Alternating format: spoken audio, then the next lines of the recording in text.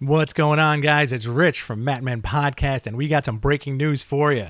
Every year around this time, WWE makes a ton of swiping releases on their staff. Last year was the pandemic era of firing superstars unceremoniously, and it looks like that continues this year. It's very unfortunate when this happens, but guess what? The people on the list of names I'm about to read will land on their feet and end up kicking ass wherever they go. Think about that. And you're probably going to enjoy it for the better. It's a shame that these guys got fired, but guess what? They're wrestlers.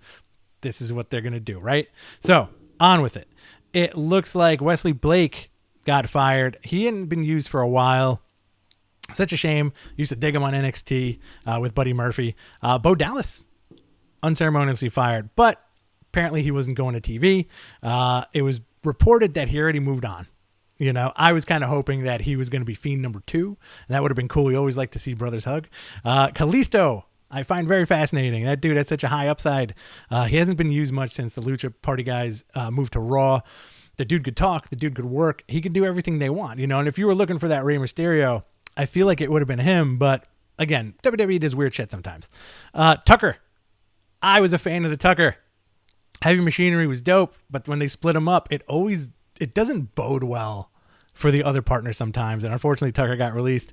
Chelsea Green, I found very surprising. You know, she was so hard at work on her character at the Performance Center, doing the tours and stuff. And it's just an oddball firing, I think.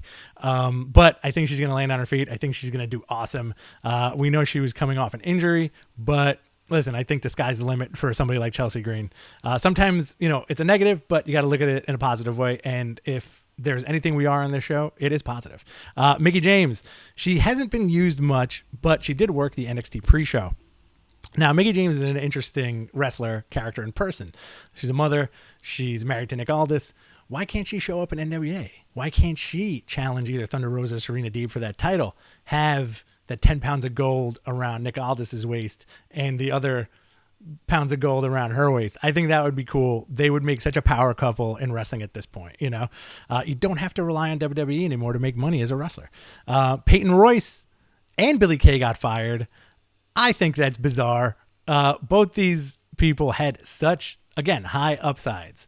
Entertaining as the Iconics. They were in so many great segments together, but listen, WWE does what WWE does, and sometimes it's weird and baffling.